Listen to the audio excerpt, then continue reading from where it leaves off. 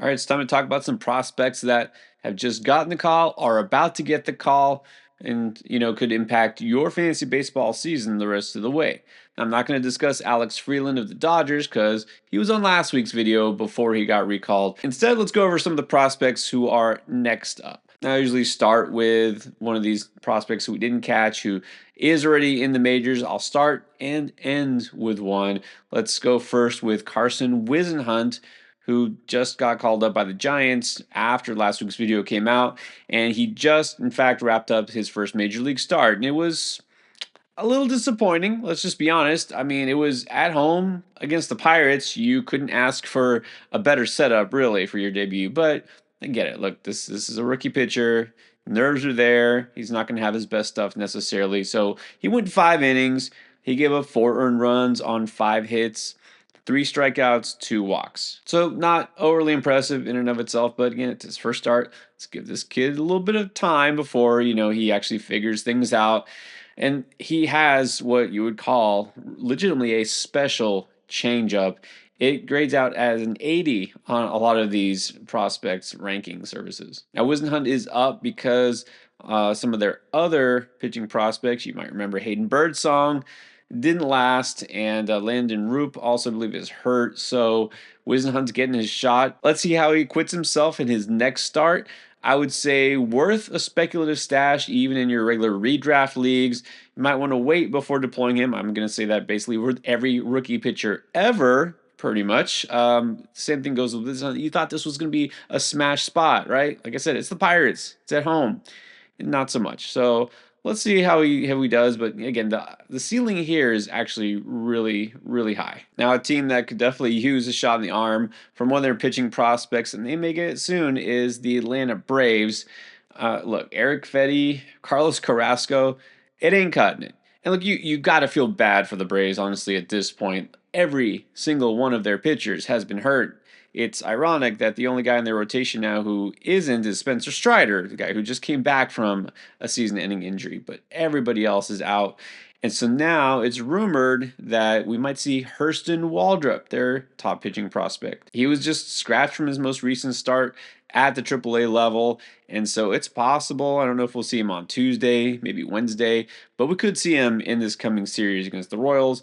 And yeah, they've got plenty of room, plenty of vacancies in that bullpen there for the Braves. They just need arms. Now, I was among those who was really excited to see what Waldrop could do. Even at the beginning of the year, coming back from last year, that this kid could actually be an impact maker early in the season. Again, one of their top pitching prospects. He actually hasn't even been that great at AAA this year. A 4.78 ERA, a 1.52 whip. This is one of those moves that they're really doing more out of necessity. It's not like he has necessarily earned this promotion. But that said, the stuff is there, and we do see this at times. As careful as I'm going to be with any rookie pitcher, we do see sometimes, guys will step up once they do get the call. Let's see if that's the case for Waldrop. He's got a variety of pitches that are effective, and he just reintroduced a curveball this season, and maybe that kind of led to some of the struggles, right? He's still kind of figuring out the pitch mix. Things happen like that with a young pitcher, but he's got an excellent slider, a splitter, fastball, of course, and now that curve, which he threw a lot in college. And so he can attack hitters in different ways. He's got multiple plus pitches. The arsenal's there. Let's just see if he's mentally prepared. All right, those are the guys we're going to see right now. What about the ones we may see, especially after the trade deadline and everything shakes out? All right, so the Marlins are sellers as usual. As of right now, Sandy Alcantara still hasn't been traded. It's just a matter of time. And now there's rumors even Edward Cabrera, for some reason, they might trade him just because if anybody will take Cal Quantrill for like a stick of gum, he's yours. All right, there's going to be space in that Marlins rotation. And I know we've seen Adam Mazur already, and he went up and then he came down, and we'll probably see him up again. But I actually am not looking forward to possibly seeing one of their other top pitching prospects, Robbie Snelling. Snelling, remember, was acquired from the Padres last year. He was one of their top pitching prospects, a young left-hander. He's got a ton of upside. Now, unlike Mazur, Snelling hasn't tasted the majors yet, and he also doesn't have nearly as much experience at AAA. only 3 starts so far this year since being promoted to Jacksonville. Um, actually, wait,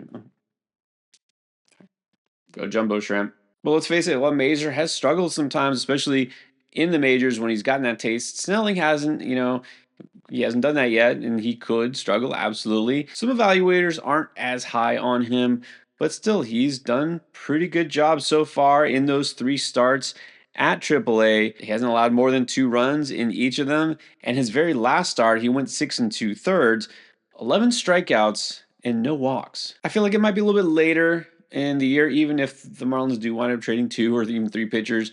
They'll probably wait a couple more weeks. Maybe it's September till we see Snelling, but I'm excited. I'm looking forward to seeing what he could do. And just like the Marlins do with their pitching prospects, Orioles tend to do the same with their hitting prospects, and that's kind of screwed things up. Just trade them away or just misuse them. And here's to hoping that Baltimore might do better if they give Dylan Beavers a shot. Beavers is the number 3 prospect in that farm system, having himself a very good season so far at AAA, hitting .303 with 13 homers, 21 stolen bases, scored 62 runs, and a walk and strikeout rate that are almost even. Beavers looks ready for the show, and with Orioles most likely being sellers. We could see guys like Ramon Laureano, Ryan O'Hearn, some of those minor pieces move.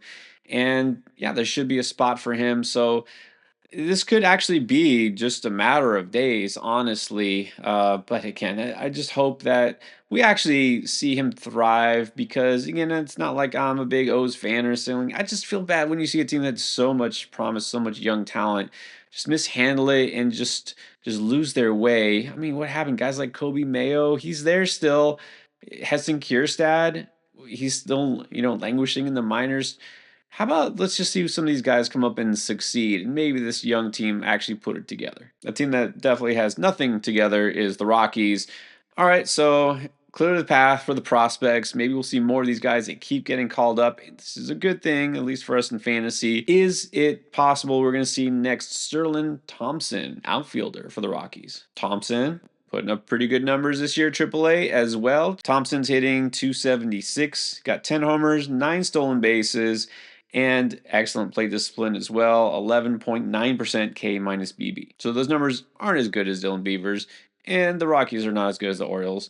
But still, next up, we might see Thompson as well. He'll have a shot, and he does get the benefit of hitting in cores. Now, the only concern here is the fact that he's got 2 other outfield prospects ahead of him who have both been called up. Yanquiel Fernandez is still there, kind of plays sporadically. I'm not sure how much longer he'll last with the way he's not hitting lately.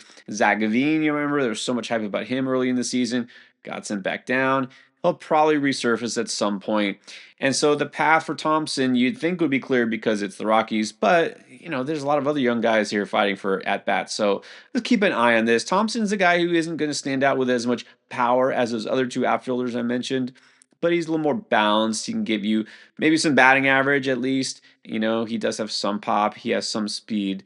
So, more of a floor play, I guess, than those other guys who have the ceiling but haven't even come close to hitting it. And then the Rockies do have a prospect that just did get called up and not anywhere on their list. This is not even a top 30 prospect for basically the worst team in baseball.